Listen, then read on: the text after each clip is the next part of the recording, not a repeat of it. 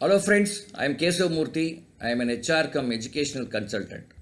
In this video, we will look at a subject called NEET and medical admission in Tamil Nadu. So you have to write a NEET exam to prepare to get admission into medical colleges in Tamil Nadu. As of now, that is the process.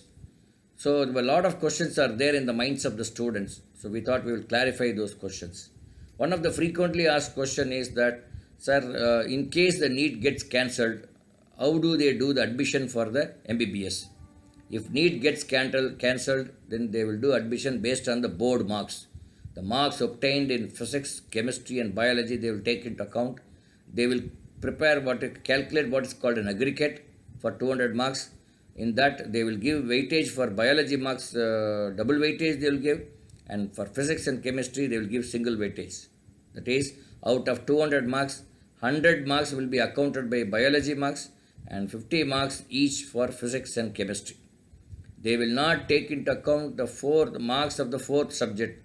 It could be maths, or it could be any other subject, but then they will not take that into account for preparing for calculating the aggregate. So it is that's the way they do it. But in all probability, NEET may not be cancelled. Next, so for NEET, if I have to go for coaching, what should be the fees that I should pay? It's better to go for coaching for NEET from 11th standard onwards. A 2-year coaching will cost you about 1 lakh.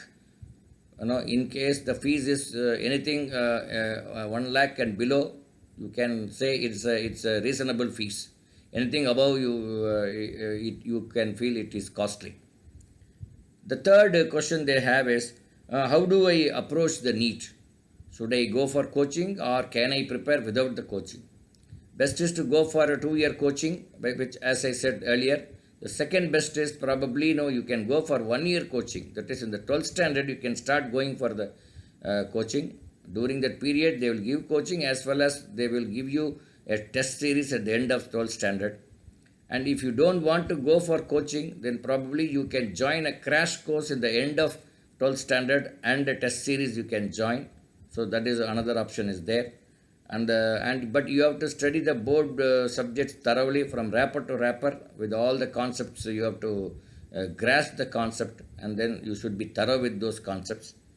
And the other option is that you can complete these 2 years in higher secondary, and then you can spend 1 more year for preparation for NEET, and then you can write NEET in the next year also. That is, you can become a repeater student, and then for 1 year exclusively will dedicate for this NEET preparation. Nothing wrong in it. You can do it in this fashion also. The next question is, sir, which board is better? Is state board or CBSE or ICSE for the NEET? All the boards are equal, and as such you need not change the board from after 10th standard. Whatever board you have studied, you can continue in that board, but you study that board books very thoroughly from wrapper to wrapper and understand all the concepts. That is more important.